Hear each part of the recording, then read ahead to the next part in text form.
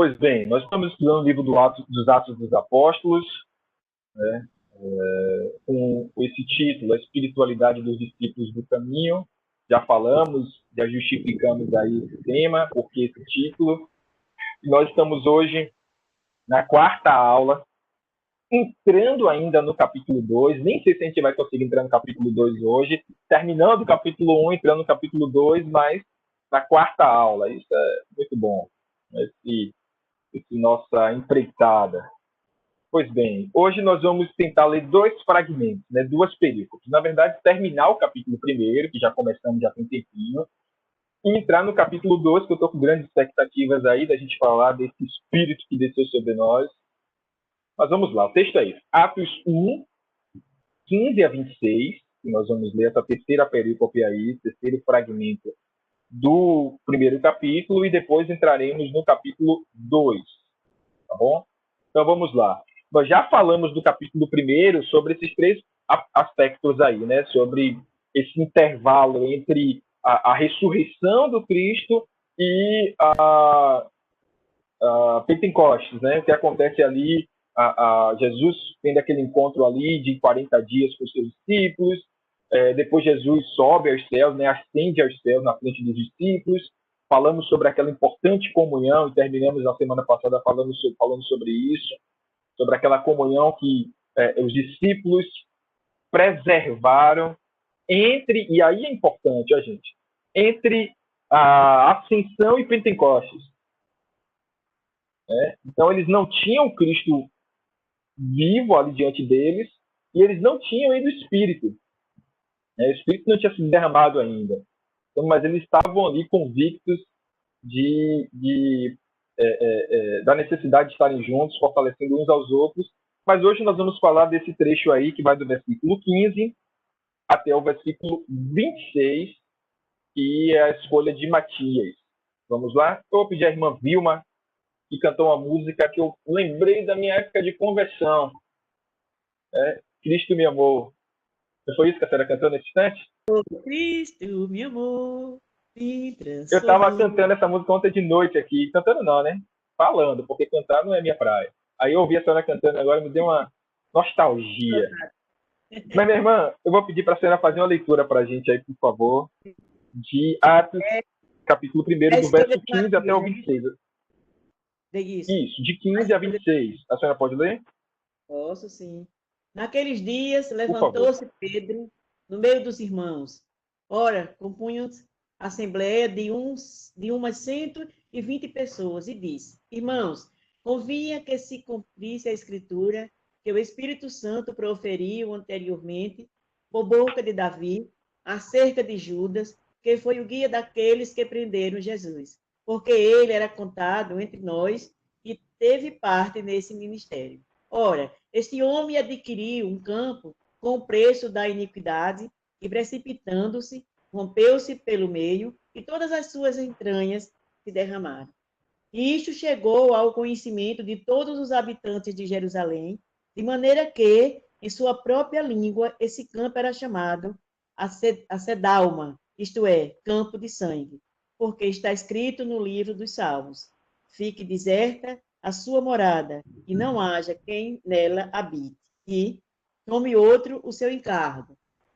É necessário, pois, que dos homens que nos acompanharam todo o tempo que o Senhor Jesus andou entre nós, começando no batismo de João até o dia em que dentre nós foi levado às alturas. Um destes se torne testemunha conosco da sua ressurreição. Então, propuseram dois, José, chamado Barsabás, cognominado Justo, e Matias.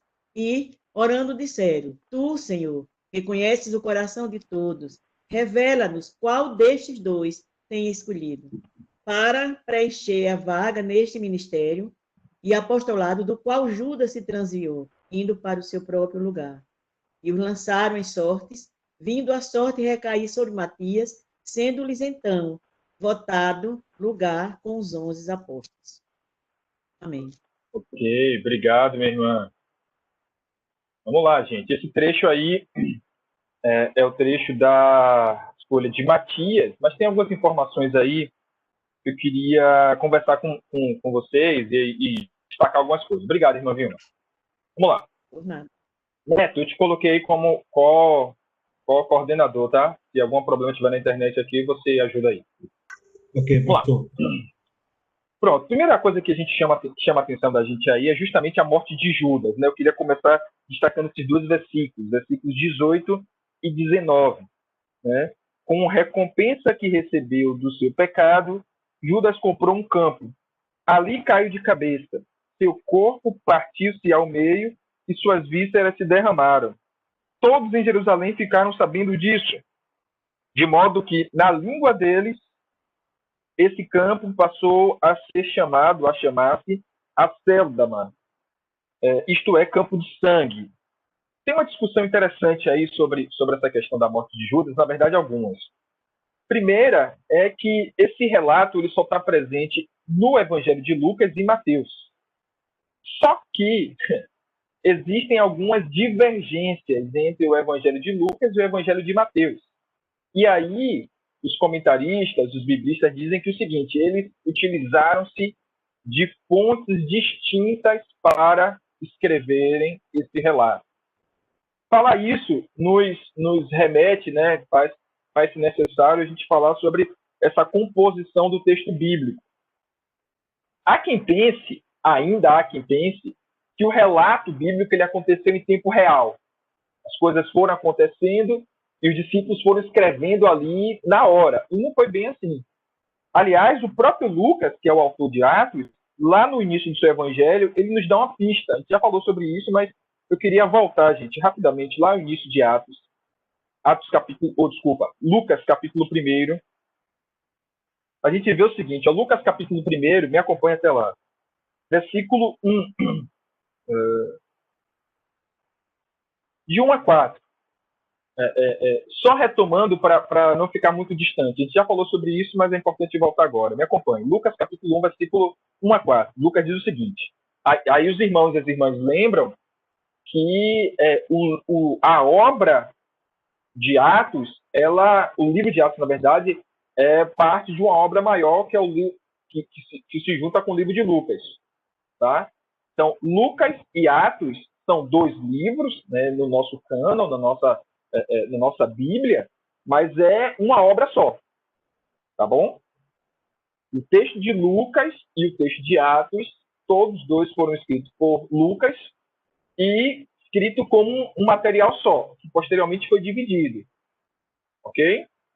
E aí é o que Lucas fala no início do seu evangelho. Lucas, capítulo 1, versículo 1. Ele diz assim, ó.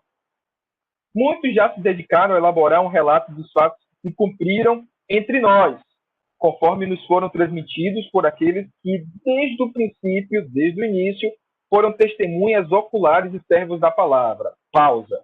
Lucas não foi um testemunha ocular de Jesus. Ele não viu Jesus. Provavelmente foi um convertido posterior. Se converteu depois. Primeira coisa que ele fala. Aí ele continua. Versículo 3. Eu mesmo investiguei tudo cuidadosamente desde o começo e decidi escrever-te um relato ordenado, ó excelentíssimo Teófilo, para que tenhas certeza das coisas que te foram ensinadas. Então, o que Lucas está dizendo para a gente aí? Olha, eu não fui testemunho de Jesus, eu não vi Jesus, mas eu creio nele. Me converti, sou um convertido. Mas eu resolvi escrever um livro. Resolvi escrever para você todas as coisas que aconteceram para que você tenha certeza de que tudo que você aprendeu é verdade. É o que ele está dizendo. Ok, e como é que você fez isso? Eu fui à pesquisa. E aí ele foi pesquisar tudo que as comunidades falavam sobre Jesus. Entenderam aí? Pois bem, Lucas pesquisou e Mateus também fez a sua pesquisa. Só que existem divergências, quem já leu todos os evangelhos percebe que todos os 4 evangelhos estão falando sobre Jesus, mas cada um deles fala a partir de uma perspectiva.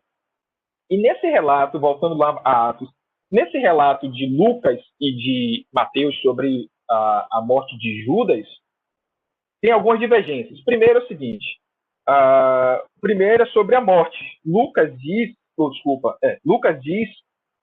que ele morreu e as suas vísceras, né, o corpo partiu ao meio, suas vísceras se derramaram. E já Mateus diz que ele foi enforcado. Então a pergunta é, ele foi enforcado ou ele teve as suas vísceras partidas ao meio? Caiu de cabeça e suas vísceras partiram-se ao meio?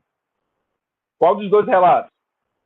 Aí há quem utilize disso para dizer, tá vendo que a Bíblia tem erros, porque... Não, gente, mas é o seguinte, explicação possível para isso é, ele foi se enforcar, o que dizem, né, os biblistas comentam. E ao fazer isso, né, ou o galho partiu, ou a corda partiu, alguma coisa aconteceu, ele caiu, aconteceu esse incidente, né? Então, primeira coisa é essa, tenta divergência, mas nada problemático, tem como se explicar. Por quê, gente? Porque o texto bíblico, por diversas vezes, o texto bíblico não se ocupa dos detalhes, se ocupa dos fatos. Então, tanto Mateus quanto Lucas quiseram dizer o seguinte para a gente, olha, Judas morreu, cometeu suicídio. Ponto. E isso como consequência do seu remorso, da sua culpa, enfim. Primeira informação. Segunda informação é, logo aqui no versículo 18, diz assim, que com a recompensa que recebeu pelo seu pecado, Judas comprou um campo. Lucas diz que ele comprou. Mas Mateus fala que, como consequência da sua culpa, ele voltou ao templo e tentou devolver o dinheiro aos fariseus, que não recebendo, ele jogou, né? Quando há um relato, por exemplo, lá em filme, essa cena fica bem marcante, ele jogando as moedas no templo e sai e tal. Então, ele devolveu o dinheiro ou ele comprou o campo? Então, tá dando para acompanhar, gente? Oi, irmã Vilma, não ouvi a senhora. Ok. Não, porque, posso falar, né? Quando a gente lê em Mateus, que a gente vê assim, que ele vai, a gente lê, eu já li todos os quatro, releio sempre, ele vai devolver. E Caifás e outros, você não quer receber, diz que é problema dele. Porque, na verdade, há quem diga que ele pensava, né, que denunciando ou entregando Jesus, ele ia, já que ele salvou e curou tanta gente, tinha tanto poder, ele também não iria se deixar prender. Ele iria mostrar sua força, seu poder contra os romanos. Só que não aconteceu isso, há quem diga. E aí ele arrependeu e foi devolver o dinheiro, as moedas, e jogou no chão. Isso. Segundo Mateus, o sumo sacerdote disse, não é lícito que a gente coloque esse dinheiro, deposite no gasofilácio, no cofre de ofertas. Aí vamos construir um cemitério que chama até hoje, segundo eles, Campo de Sangue. Ele é o que o relata. E outro relato diz, ele deu e correu e saiu para se enforcar. Nesse mesmo livro de Mateus. Mas aí a pergunta é... Licença, eu não li ele nenhum que as suas vísceras foi, eu não vi. Isso para mim eu nunca vi, nunca li. Não, peraí, deixa eu ver, deixa eu achar. Está aqui em Lucas. Entendeu? Eu não vi, estou dizendo isso. Entendeu? Que as suas vísceras tá bom, deixa eu te mostrar aqui. Deve ser na linguagem de hoje, pastor. Foi? A linguagem de hoje que fala assim, texto que eu li, ó. De suas entranhas saiu sangue, de todas as entranhas. Isso, aqui, o versículo, eu tô lendo na NVI, gente, me acompanha aí, versículo 18 de Atos 1. Sim. Tá bom? Diz assim, ó. Com recompensa que recebeu pelo seu pecado, Judas comprou um campo. Ali caiu de cabeça, seu corpo partiu-se ao meio e as suas vísceras derramaram. Isso é na NVI, não é isso? A sua versão tem como? Então, tem como aí? Não fala sobre isso. Lê aí, versículo 18 de Atos 1. Este homem adquiriu um campo de sangue, preso da iniquidade, precipitando-se, rompeu-se pelo meio e todas as suas entranhas derramaram. Isso, as suas vísceras. Víscera e entranha não é a mesma coisa, não? Perdão, desculpa, é isso mesmo. Então, eu queria dizer, perdão, mas só então, o que está falando aqui, eu não entendi que foi Judas. Agora que eu estou entendendo que foi Judas. Pronto, então assim, o que eu estou querendo dizer é o seguinte. Ele foi enforcar-se. Então, o senhor pergunta, então, ele caiu e repartiu ou foi enforcar-se? Eu não sei dos dois. Então, é isso. Ó. Eu estou falando o seguinte, que há esses dois relatos, tá bom? Os dois relatos de um mesmo fato. Não existiram dois Judas, não houve dois Judas, era um Judas só, certo? E que esse foi o que traiu Jesus. A pergunta é, Ele morreu como? Porque um relato de Mateus fala que ele foi enforcado.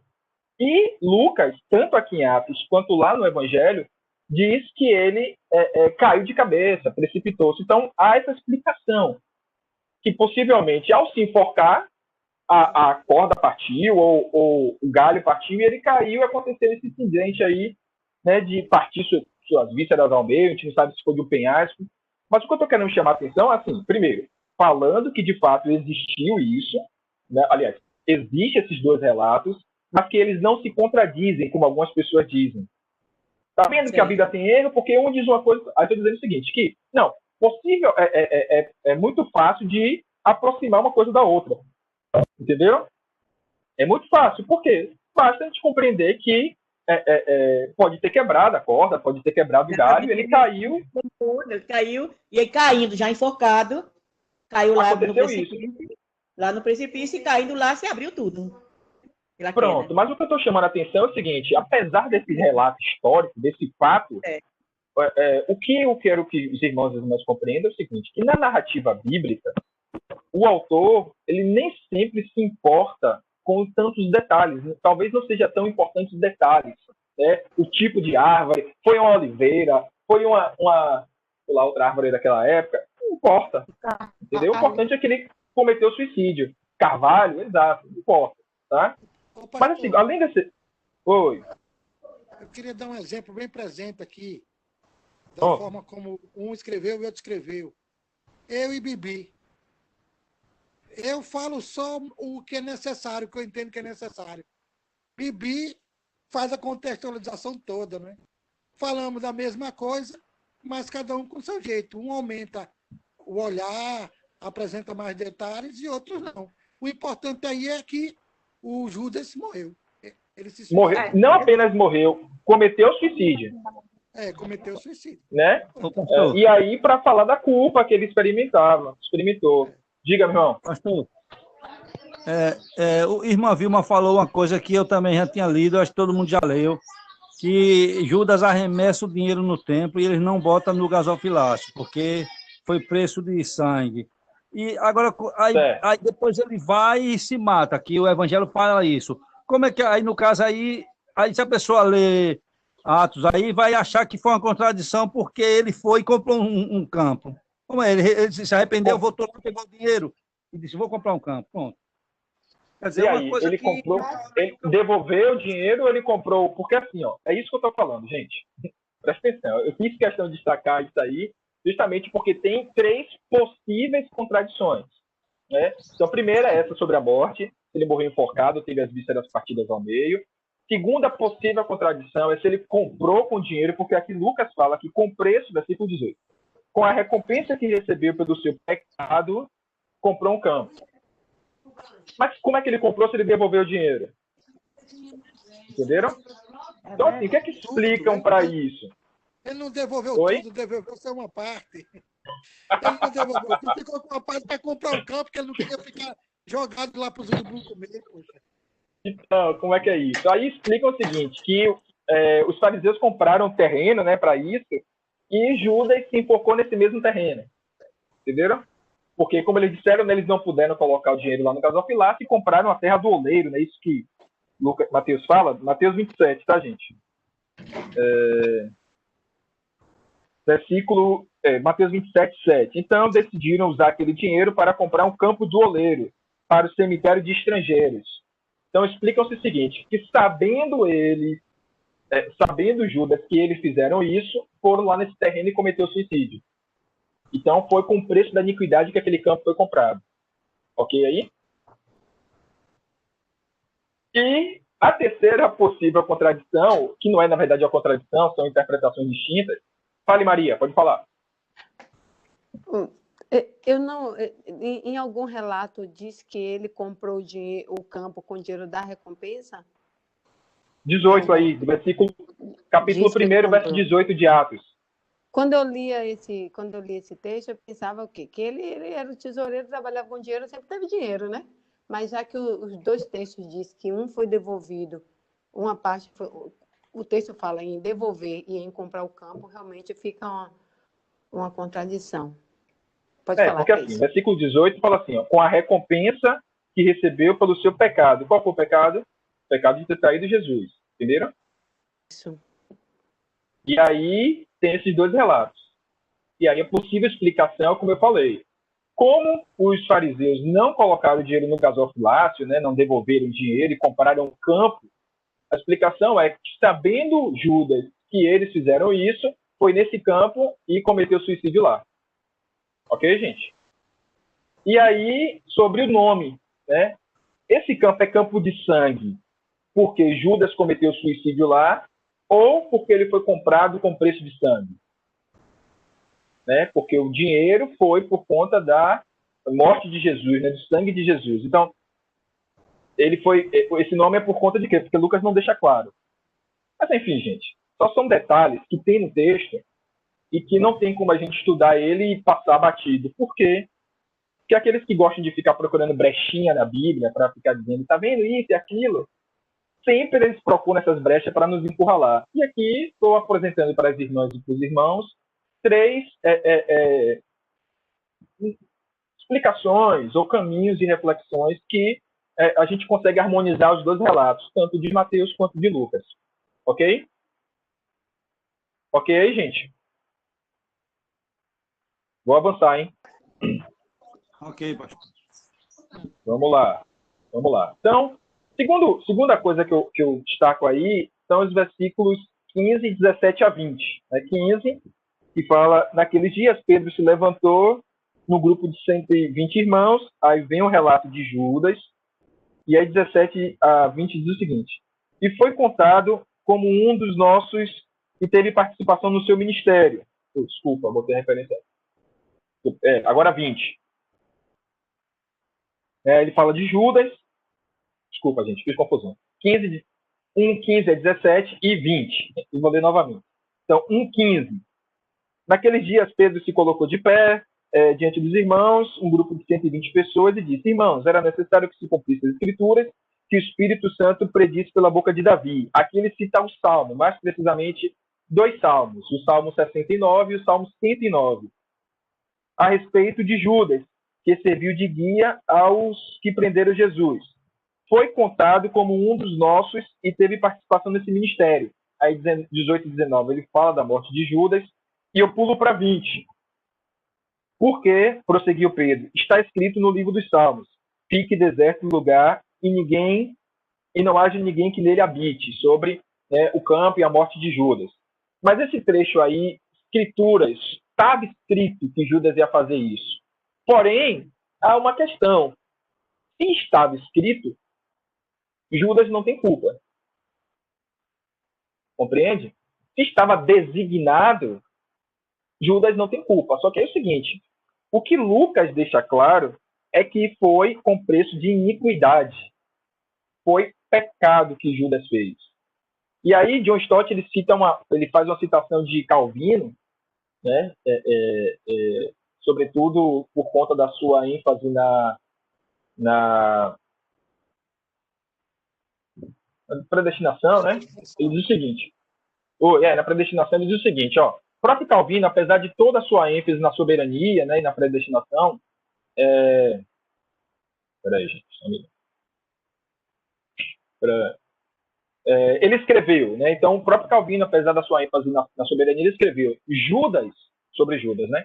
Judas não pôde ser justificado pela sua ação ter sido profetizada, já que ele caiu não por causa da compulsão profética, da profecia, mas devido à iniquidade do seu próprio coração. Então, mesmo estando escrito que Judas faria isso, né, ou que Jesus seria traído, isso não pode ser uma justificativa para dizer que Judas não tem culpa, já que ele fez o que estava escrito. Entenderam, gente? Então, Lucas deixa claro que o que Judas fez foi iniquidade, foi pecado, ele errou. Tá? O que a irmã Vilma falou, eu também já li alguns comentários sobre isso. E, na verdade, o que Judas queria, né, como ele fazia parte de um grupo rebelde, tinha a influência de grupo rebelde, era, uma vez entregando Jesus, porque ele cria que Jesus era Messias, Jesus ia se levantar contra o Império, ia destruir o Império Romano, tal. Mas não era bem isso o propósito de Jesus, Judas não tinha entendido, mas o que aconteceu foi, na verdade, algo que já estava predito, ok? Então, tem essa referência aí que eu acho importante comentar. E, por fim, a escolha de Matias, que é o versículo 21 ao versículo 26. Portanto, é necessário que escolhamos um dos homens que estiveram conosco desde o começo, durante o tempo em que o Senhor Jesus viveu entre nós, desde o batismo de João até o dia em que foi elevado entre nós às alturas. É preciso que é preciso que um deles esteja conosco, testemunha da ressurreição. Então, pois bem, a escolha de Judas. Escolha de Judas para quê, gente? Doar um ministério apostólico. Ok? Só que aí o ministério apostólico ele tem algumas características. E quais são? Primeiro, o ministério apostólico é um ministério de diaconia, de serviço. É aquele que serve, aquele que está ali para servir, aquele que está ali para atender, para seguir o que Jesus falou, né? Lá em João 11, quando ele fala da bacia e da toalha. Eu estou fazendo para vos dar exemplo, para que vocês façam também. Mas uma segunda característica do ministério apostólico é que eles foram testemunhas oculares de Jesus. Certo? Por isso, gente, que não existe apóstolo hoje. Ok? Alguns, no afã de parecerem mais importantes ou mais elevados na escala, na hierarquia das nomenclaturas aí cristãs, se colocam como apóstolos, não são pastores, não são bispos, bispos são apóstolos. Não existe isso. Um apóstolo é aquele que viu a Jesus. Tá? Por que Paulo reivindica o seu apostolado? Porque no caminho de Damasco, ele viu ao Senhor. E aí Pedro utiliza o seguinte critério. Não, Pedro não, os irmãos ali. Quem são esses que podem ser apóstolos? Aqueles, aí Pedro fala, aquele que foi testemunha do ministério de Jesus desde o batismo no Jordão até o final. Então, eles escolheram algumas pessoas. Tá? E, por fim, esse apóstolo é aquele que é enviado. Então, o apóstolo é o que serve, o apóstolo é o que foi testemunha ocular de Jesus, e o apóstolo é aquele que foi enviado por Jesus. E Matias está ali também, foram levantados dois, Matias e José, não é isso? E José, chamado Barsabás, e lançaram sorte e caíram sobre Matias. Mas esses que estavam ali também foram enviados por Jesus, quando ele falou que fiquem em Jerusalém até que do alto sejam revestidos de poder, e aí serão as minhas testemunhas. Bom? Então, por que é que o ministério de Matias, ou a escolha de Matias, foi lícita? Porque Matias poderia ser apóstolo porque ele carregava essas três características típicas do ministério apostolado. Ok, gente? Sobre isso, algum comentário?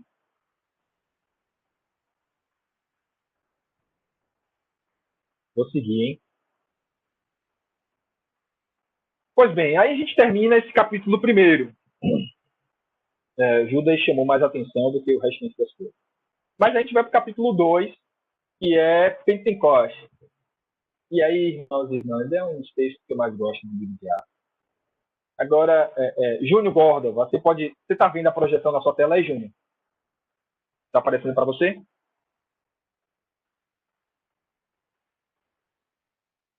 Liga o microfone, irmão. Está aparecendo aí? Tá, pastor. Você pode fazer a leitura para a gente, irmão, por favor? Posso sim, peraí. Só diminuir aqui a... Chegando o dia de Pentecoste, estavam todos reunidos num só lugar. De repente veio do céu um som, como de um vento muito forte, e encheu toda a casa na qual estavam assentados. E viram que parecia línguas de fogo. Língua de fogo que se separaram e puseram sobre cada um deles. Todos ficavam cheios do Espírito Santo e começaram a falar noutras línguas, conforme o Espírito os capacitava. Havia em Jerusalém judeus tementes a Deus. vindo de todas as nações do mundo. Ouvindo-se este som, ajuntou-se uma multidão que ficou perplexa, pois cada um os ouvia falar em suas próprias línguas.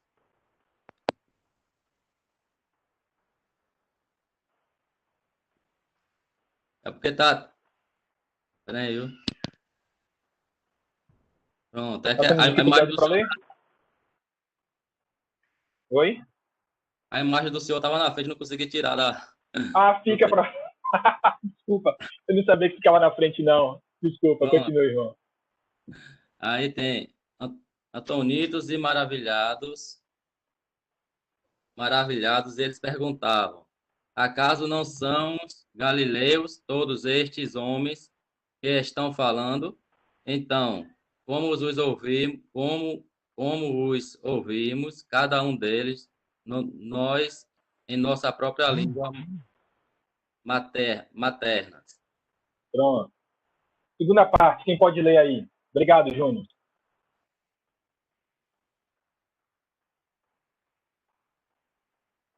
Partos, medos e elamitas, habitantes da Mesopotâmia, Judéia e Capadócia, e da província da Ásia, Frígia e Panfilha, Egito e das partes... Espera um pouquinho, pastor, que entrou um negócio aqui, viu? Partes da Líbia, próximas a Cirene. Visitantes vindos de Roma, tanto os judeus como convertidos ao judaísmo, cretenses e árabes. Nós os ouvimos declarar as maravilhas de Deus em nossa própria língua. Atônitos e perplexos, todos perguntavam uns aos outros: que significa isto? Alguns, todavia, zombavam deles e diziam: eles beberam vinho demais. Obrigado. Eles estão bêbados, quiseram dizer, né? Mas esse texto, obrigado, irmã Luzia. Esse texto ele é bem rico, ele tem um monte de detalhes. A gente vai começar a falar dele hoje, mas eu acho que não vai ter tempo de terminar, e a gente termina na semana que vem. Mas eu queria destacar algumas coisas aqui para a gente conversar. Então, o evento é esse, o evento de Pentecostes. Gente, eu não sabia, essa minha tela aqui fica na frente de vocês, né? Que coisa absurda, não sabia. Fica, não? Me diga. A minha fica Às vezes, depende do modo como você compartilha, pastor. Assim tá como? Com a imagem de Eliette só no cantinho, não incomoda, não. Ah, gente, vai terminar a pandemia, eu não vou saber. Não, tá normal. Então, eu acredito que vai vão ter mudar. paciência. É no celular. Se é celular ou computador, mas pelo computador fica a imagem que dá para ler, dá a imagem em cima dos irmãos da fãs e logo abaixo o texto mesmo. Então se for dificultando aí, vocês vão me falando, tá? É só para quem não tem no celular, pastor. Então vamos lá. O evento é do Pentecostes, tá bom? E eu achei interessante essa explicação de John Stott aí, que eu vou destacar para vocês. Olha o que ele fala sobre esse evento do Pentecostes. Sem o Espírito Santo, o discipulado cristão seria inconcebível, impossível até. Não pode haver vida sem o doador da vida, nem entendimento sem o Espírito da verdade, nem comunhão sem a unidade do Espírito, nem caráter semelhante a Cristo sem o seu fruto, nem testemunho afetivo sem o seu poder. Assim como um corpo sem respiração é cadáver, a igreja sem Espírito é morta. Gente, isso é tão óbvio, mas ao mesmo tempo tão distante, às vezes, porque a gente pensa que a gente pode fazer tudo sem a intervenção do Espírito. A gente, às vezes, pensa o seguinte: se eu sei fazer, se eu estudei, se eu me articulo, eu dou conta. E a gente esquece, às vezes, que quem dá ânimo, né, e ânimo no sentido real da palavra, né, ânimo como alma, né, como vida, às nossas atividades, é o Espírito que entre nós habita. É por isso que a gente facilmente conhece alguém que conhece tudo de Bíblia, mas não tem brilho nos olhos, sabe? Não tem paixão. Você ouve e tem só mais informação, mais conhecimento. Não sei quantos de vocês, eu já ouvi pregadores maravilhosos, cara que sabia tudo, que te falava, que você falava, meu Deus, quanto conhecimento. Mas, e aí? Só. Né? Ou então a igreja que tem uma agenda cheia de programação, faz coisas grandiosas, mobiliza a cidade toda. Só. É necessário, é fundamental que a nossa igreja seja animada pelo Espírito Santo de Deus. E aí eu volto a algo que eu estou falando o tempo inteiro nesse estudo de Atos. No reino de Deus, o nascer de novo, o ser precede o fazer. Porque é a partir da experiência do nascer de novo, do ser uma nova criatura, de receber o Espírito Santo de Deus, que nós somos habilitados a dar testemunho, a fazer alguma coisa. Por isso, meus irmãos, é uma palavra que eu digo sempre, enfim, quem já me ouviu pregando, eu já falei isso várias vezes. Todo cristão precisa ter uma experiência pessoal com Deus. Todos nós.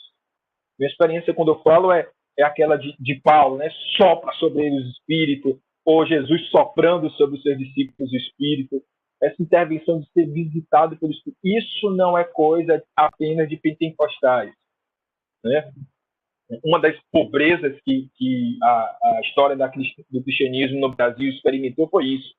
Achar que ser animado pelo Espírito Santo ou ser visitado pelo Espírito Santo é coisa de pentecostais. Desculpem. Nós, históricos, não temos isso. Não existe. Não tem como ser discípulo e seguidor de Jesus sem uma experiência profunda com o Espírito Santo dele. Não tem como, gente. Ok? Então, não. E a gente também associou, né, a ser visitado pelo Espírito, você vai falar em línguas, você vai rodopiar, nada disso. Gente. Há quem faça isso, e eu não critico nem questiono. Não aconteceu comigo. Não aconteceu comigo.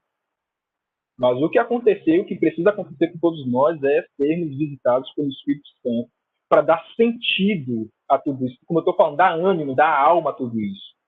Porque senão seremos apenas um corpo sem vida. Tá ali o corpo, mas não tem vida. Tá? Então achei extraordinária essa fala de Stott aí e quis compartilhar com vocês no desejo da gente aprender um pouco mais sobre isso. Tá, vamos lá. O que foi esse evento? Né? O que foi o Pentecostes? Então, a primeira coisa que a gente precisa compreender é que o Pentecostes foi o marco final, o ato final do ministério salvador de Jesus, até a segunda vinda. Né? Então, Jesus terminou sua obra aqui, mas como ele falou lá em João, eu vou, mas não vos deixarei órfãos. Vou enviar o Espírito. E isso aconteceu em Pentecostes. Então, foi esse ato final de Jesus no seu ministério salvador. Estou falando final aqui, mas eu não sou sensacionista, tá? Os teólogos aí de plantão continuo crendo nas manifestações do Espírito. Estou falando do ato final do ministério salvador de Jesus. Ok? Segunda coisa aí que justifica esse evento, que explica o Pentecostes, foi essa ação de Deus que trouxe aos apóstolos a ferramenta que precisavam para exercer o seu papel, né, quanto apóstolos e depois para toda a igreja. Certo? Porque, como eu falei antes, sem essa intervenção do Espírito, os apóstolos não dariam conta da missão. Como a gente também não dá conta da missão hoje. Sem a intervenção do Espírito, nós não seremos testemunhas de Jesus. Então, foi isso também. Né? O Pentecostes foi essa ação de Deus. Segunda coisa foi inaugurou a nova era do Espírito. Oi, quem vai falar? Oi? Alguém falou alguma coisa? Não, né? Então, inaugurou essa era do Espírito. Por que a era do Espírito? Lembrem-se que no Antigo Testamento, na Antiga Aliança, o Espírito ele tinha intervenções pontuais. Um rei, um profeta, um sacerdote não era cheio do Espírito Santo o tempo inteiro. Não era habitação do Espírito Santo. Já a partir de Pentecostes, o Espírito derramado na vida do povo seria habitação para sempre. Deus mudou de endereço, como alguns dizem. Ele deixou de habitar nos céus ou no templo de Jerusalém, né, ali representado pela Arca da Aliança, e passou a habitar no coração de todos os que creem. Okay? E aí é por isso que a igreja ela é animada o tempo inteiro pelo Espírito, e precisa andar em Espírito. Porque esse Espírito está em nós, está sobre nós o tempo inteiro. Okay? E aí, gente, nos ajuda a pensar sobre esse testemunho de Jesus. Porque o Espírito Santo de Deus está sobre nós, não apenas quando estamos imbuídos de atividades religiosas, isso nos ajuda a entender que nós somos testemunhos de Jesus o tempo inteiro, onde quer que estejamos. É por isso que não faz sentido para a gente discutir se o dia do culto é sábado. Não faz sentido para a gente isso. Porque a gente compreende que nós estamos na Corandeon o tempo inteiro.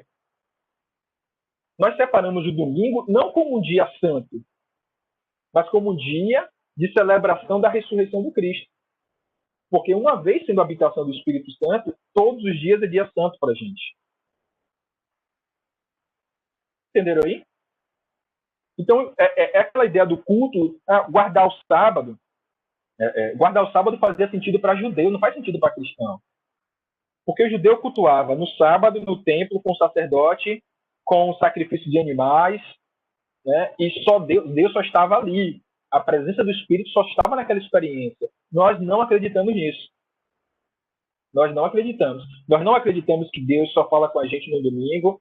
Nós só não acreditamos que Deus só fala com a gente quando estamos no templo ou quando estamos com um pastor presente ou quando levamos um cabrito para ser sacrificado. Nós não acreditamos nisso. Isso é coisa de judeu.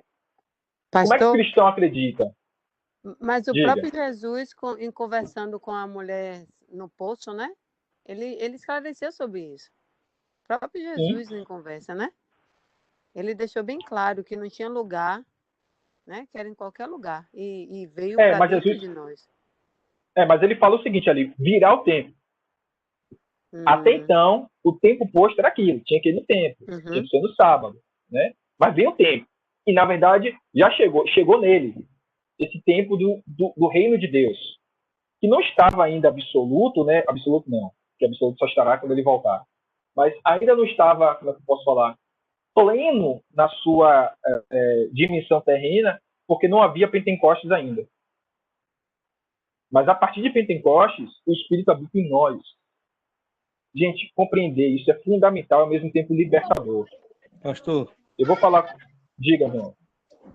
Pastor, essa primeira pergunta aí, quando fala assim, foi o ato final do ministério salvador de Jesus antes da segunda vida. O Pentecoste, eu devo para entender aqui, é como se fosse aquela afirmação que disse que sobre o reino de Davi, que o reino de Davi seria eterno, no caso, que Jesus só confirmando que o reinado dele seria eterno agora, que sobre o trono de Davi teria um reino eterno. Não seria isso também? Eu não consegui entender. É uma passagem que a Bíblia diz que... Sim, não, eu conheço a passagem. Que Jesus... Lucas... Então, Lucas, esse Pentecoste, quando ele diz com a descida do Espírito Santo, não seria a confirmação do reino eterno ali? Eu só não estou entendendo como é que está fazendo a ligação de Pentecoste com o reino eterno. Eu conheço o texto. Porque a descida do Espírito Santo, quando a descida do Espírito Santo deu poder a todo mundo, no caso assim, de falar com Cristo em qualquer hora, em qualquer lugar, né? Como a irmã falou aí. Então, a gente está aceitando Cristo de uma forma como ele veio, salvando tudinho aí, né? Confirmando o reino eterno dele. Não entendeu ainda? Então, eu vou, assim, eu vou explicar o que eu estou querendo dizer com esse ato final, né, do Ministério Salvador.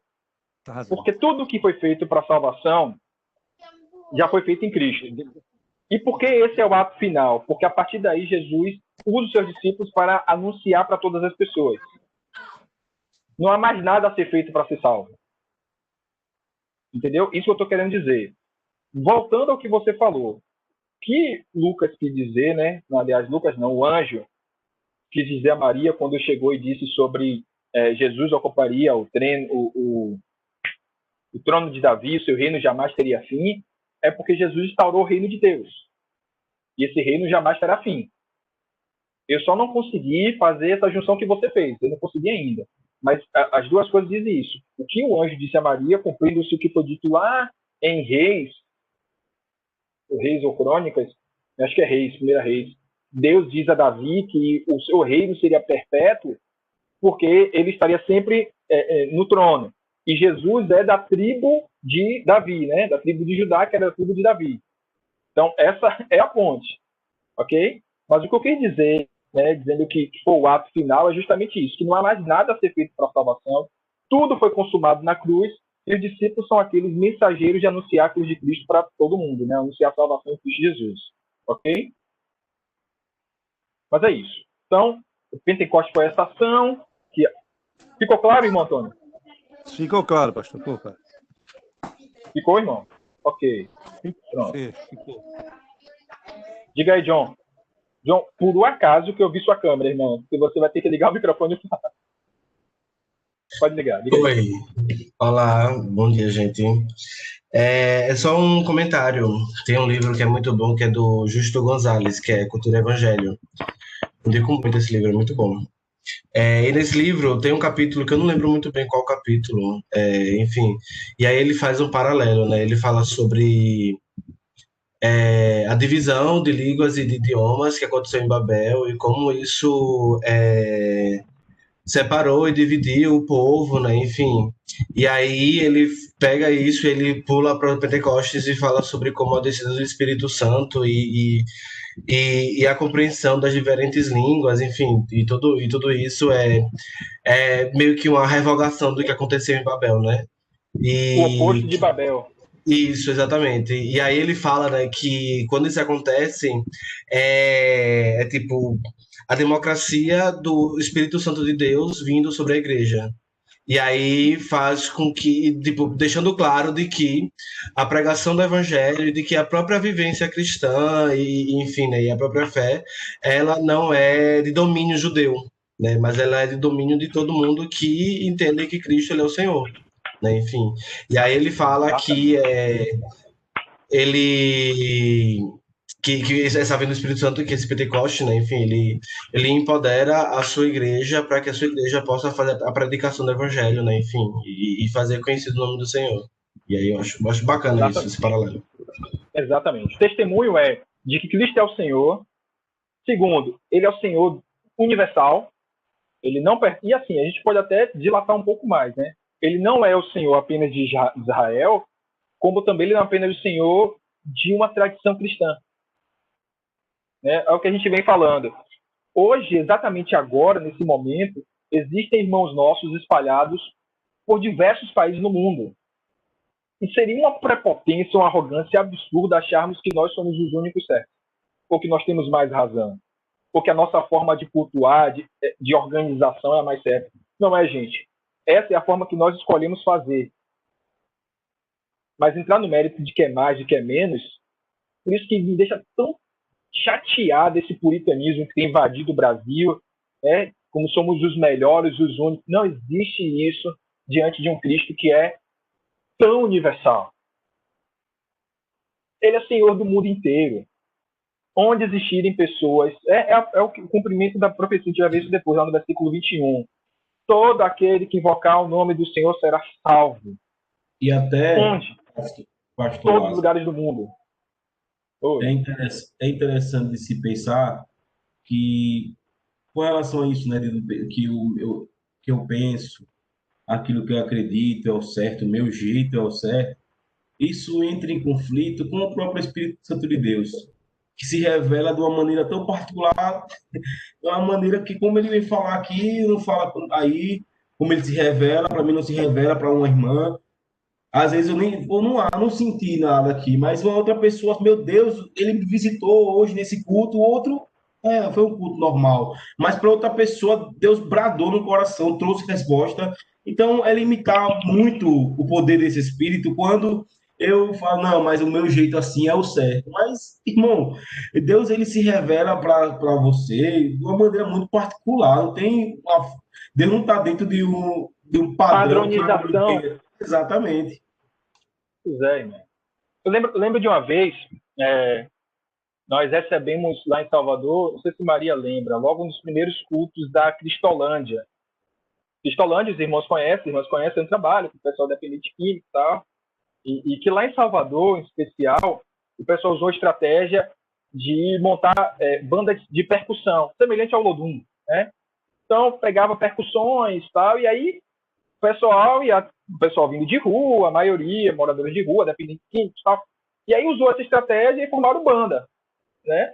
E aí eles tocavam as músicas gospel ao ritmo de Olodum. Meu irmão, eu sei que uma vez ele foi tocar lá na nossa igreja, lá em Salvador, igreja que eu fazia parte, igreja tradicional, né, toda piano, órgão de tubos, toda clássica e tal.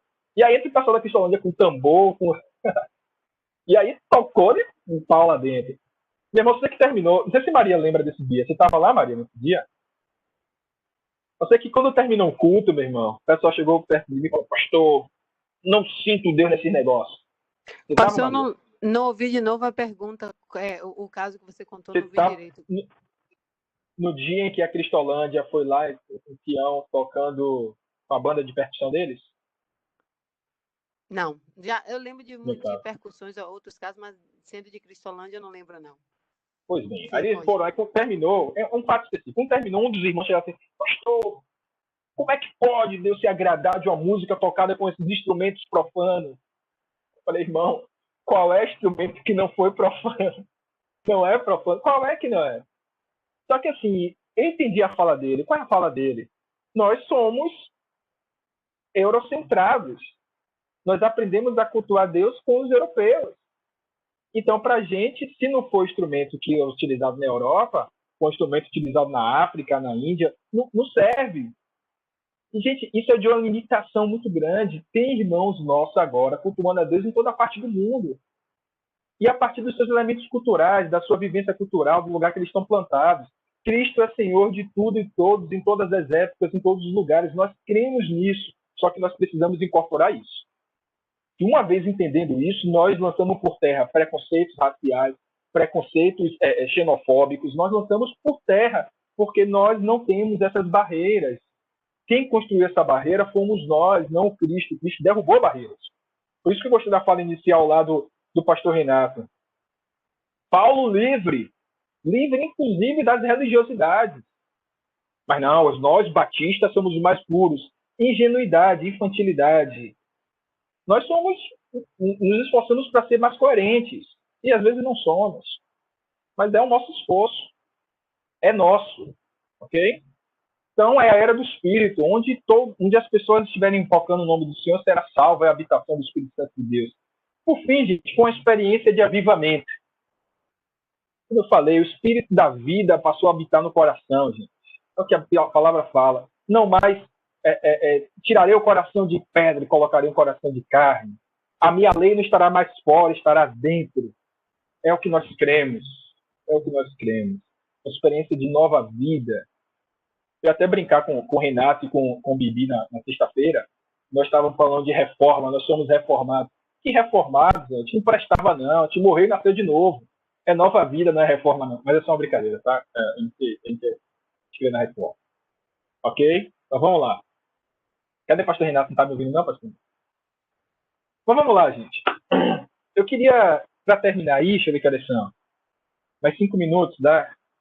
Acho que dá, né? Queria, terminando essa parte aí, o que foi o Pentecoste, logo no início, versículo 1, ele traz duas informações para a gente aí. Ó.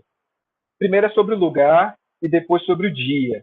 Então, o lugar é o seguinte, há uma discussão, que é boba até, é o seguinte, essa casa que ele estava é a mesma casa lá do capítulo 1, versículo 13, que foi para onde eles voltaram depois que Jesus ascendeu os céus, ou o cenáculo, né, o lugar da última reunião. Ou o cenáculo era justamente essa casa aí que o Espírito veio encontrar com eles. Ou eles estavam no templo, como está escrito lá em Mateus 24, versículo 53, ou Atos 2, 46. Então, mas não importa. O importante é que eles estavam reunidos em algum lugar. Tá? Falando mais uma vez da importância da comunhão. Mas aí tem um período histórico. Né? Eles estavam reunidos e foi no dia de Pentecostes que aconteceu isso. E aí, gente, essa expressão aqui, só essa informação é tão rica de detalhes. Por quê? Porque os irmãos lembram, as irmãs lembram que Pentecostes, né, essa palavra Pentecostes, ou chamada Festa da Colheita, era uma das 3 festas anuais de Jerusalém. Tá? De Israel, mas que acontecia em Jerusalém. Como era essa festa? Cada ano, 3 vezes por ano, os judeus se reuniam em Jerusalém para celebrar 3 eventos marcantes da história de Israel, que era a Pentecostes, né, ou a festa da colheita, a festa do tabernáculo e a Páscoa. Então, toda vez 3 vezes por ano, toda Israel descia para Jerusalém para celebrar esses 3 eventos. E Pentecostes, a palavra Pentecostes, vem de 50, né? 50 dias após a Páscoa, que era justamente o período do término da colheita. Por isso que é chamada ou festa da colheita ou festa de Pentecostes. E aconteceu em Jerusalém. Mas aí tem um detalhe interessante que aconteceu no chamado período intertestamentário, que é lá o finalzinho do Antigo Testamento para o Novo Testamento, que aí na cultura judaica começaram a comemorar também o aniversário da entrega da lei. Porque ele dizia o seguinte, que a lei foi dada a Moisés, olha que fato interessante. Não tem na Bíblia não, tá, gente? É um fato histórico. Que a lei foi dada a Moisés 50 dias depois do Êxodo. E aí, já que estamos falando de 50, passou-se culturalmente a, na mesmo dia de Pentecostes, comemorar também esse dia do Êxodo, ou o dia da lei. Ok? Só que aí tem uma simbologia muito importante. Qual é a simbologia? E nesse dia de Pentecostes, foi, depois da pregação de Pedro, colhida 3.000 almas. E 3.000 almas que receberam a lei, não mais no seu exterior, mas em seus corações. Então, eu achei importante essa simbologia porque ela serve muito para a gente. Certo? A festa de Pentecostes, a festa da colheita, né, ou esse evento de Pentecostes, o que ele simboliza?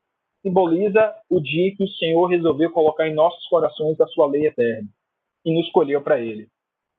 Né? Fazendo aquela analogia, inclusive, de Jesus olhando para os campos, falou: vejam, os campos estão prontos para a colheita, né? Fazendo a gente lembrar da missão do Evangelho. Então, tem essa questão simbólica que eu acho importante a gente destacar. Mas, deixa eu ver que horas são. Estou preocupado com o horário, tá, gente? Não vai dar para abordar, mas eu queria só destacar uma coisa, que eu botei umas imagens aqui, gente, eu achei tão legalzinho, e eu queria chegar lá. E é o versículo, esses 3 fenômenos aí que acontecem no relato. Versículo 12, versículo 13 e versículo 4. Eu termino ele e a gente acaba, tá, gente? Quando eu ficar aqui na preocupação. Ok? Vamos lá. Então, além desse versículo 1 aí, que nos dá essas 2 informações sobre o lugar e sobre o dia, né, o evento histórico, e toda a simbologia que isso carrega, os versículos 2, 13 e 4 trazem informações muito interessantes e que às vezes passam despercebidas por nós. Tá bom? Que fala o seguinte, ó, versículo 2, 13 e 4 do capítulo 12. De repente, veio do céu um som como de um vento muito forte, e encheu toda a casa na qual eles estavam assentados. E viram que parecia língua de fogo, que se separaram e pousaram sobre cada um deles. Versículo 4.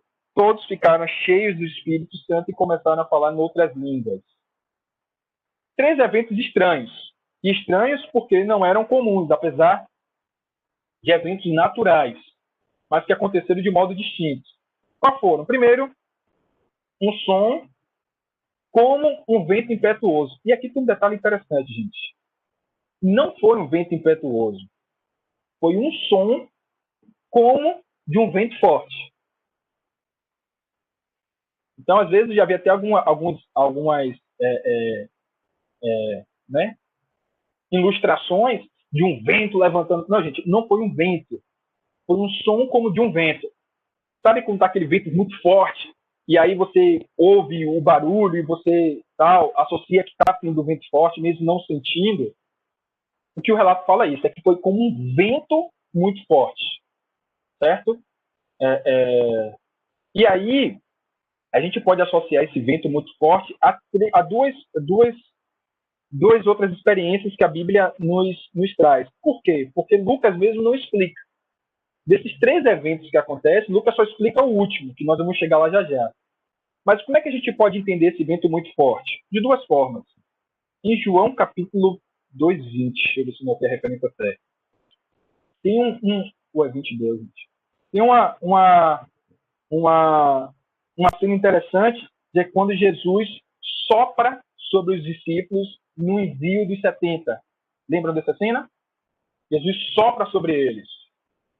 Depois, Paulo também, chegando em determinado lugar, ele também pergunta aos discípulos, né? Pergunta aos crentes, vocês já receberam o Espírito quando creram? Lembra da cena, gente? E aí eles falam que não, e Paulo sopra sobre eles. Então, esse vento impetuoso aí, ou esse som, na verdade, como de um vento impetuoso, alguns comentaristas dizem que é a manifestação do poder de Deus sendo derramado sobre os discípulos. Ok? Então, um som como de um vento impetuoso seria como Jesus soprando sobre os discípulos, sobre aqueles crentes ali, assim como soprou sobre os discípulos. E, por fim, o segundo é o que parecia línguas de fogo. Então, mais uma vez, não eram línguas de fogo, mas algo que parecia línguas de fogo. E aí eu trouxe 3 ilustrações aqui para a gente compreender o que é que, mais ou menos, é isso que desceu sobre os discípulos como línguas parecendo uma coisa que parecia língua de fogo. O que é essa língua de fogo? Mais uma vez, a analogia que alguns pentecostais utilizam é como se fosse esse órgão nosso mesmo pegando fogo, mas não é. O que era a língua de fogo, gente? Eu trouxe algumas imagens. Então, vamos lá. Isso aparece aí, por exemplo. Então, a imagem seria mais ou menos essa aí. Tá dando para ver? Tá mostrando aí para vocês? Tá aparecendo aí, irmã Luzia? John, pronto. Tá Seria dando mais pra ou menos assim. Tá vendo, né? Por que assim, gente? Ó, tá vendo aí em cima deles? Por que assim não língua no órgão?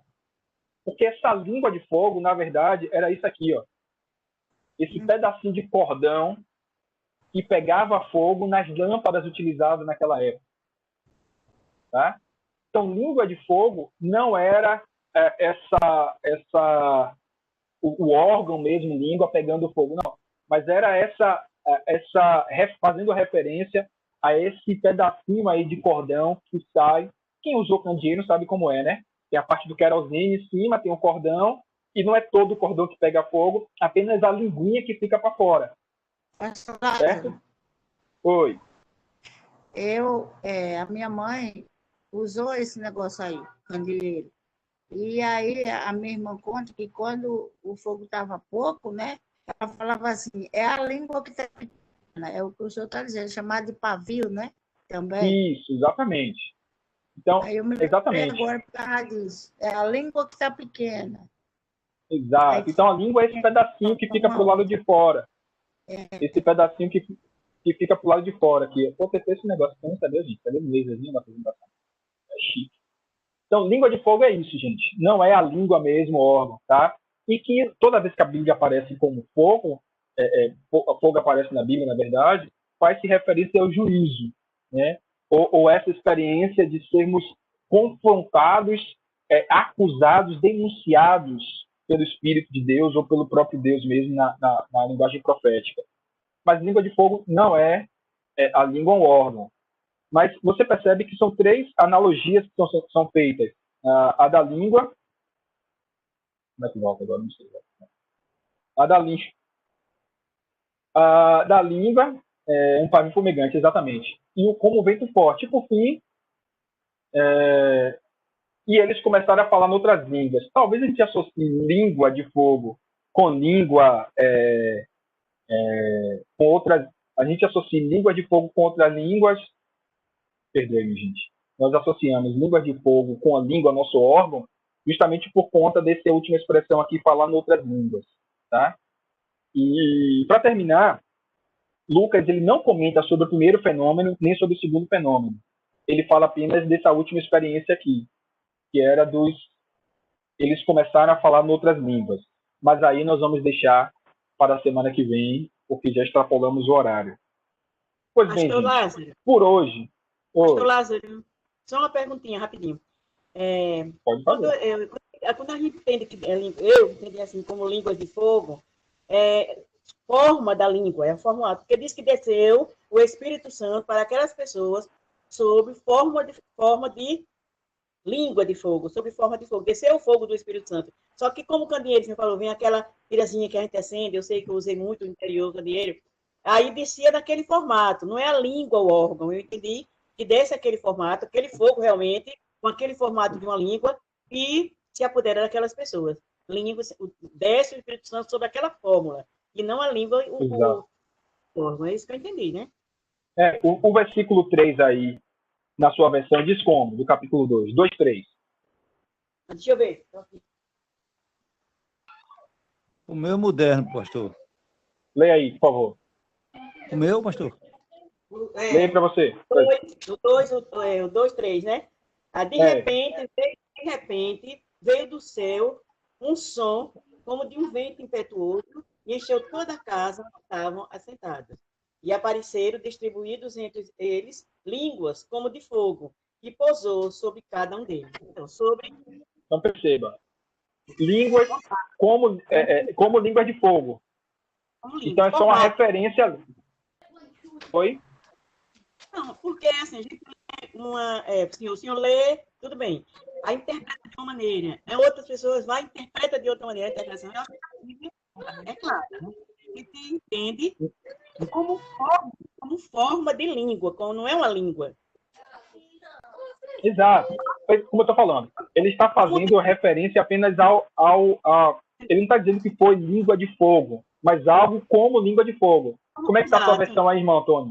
O senhor falou aí, o senhor falou que não é língua, o órgão da nossa boca, não é essa língua. A linguagem de hoje. Não é língua, realmente, não é a nossa língua, o órgão do nosso corpo, do ser humano. Exato. Mas o formato, pelo aquele jeitinho que tem, que é aquela tirinha, aquele cordão, o formato. É bem claro. A pastora minha fala assim, então todos viram umas coisas parecidas com chamas que se espalharam como línguas de fogo, e cada pessoa foi tocada por uma dessas línguas. Exatamente. Então não era um órgão não, tá, gente? Como algumas pessoas pensam. E o último evento é que eles começaram a falar em outros idiomas. Línguas aí são idiomas, tá? Mas a gente vai deixar isso para a semana que vem, porque já está do horário. E, pois bem, ficamos por aqui hoje. Deus abençoe a todo mundo. Amém.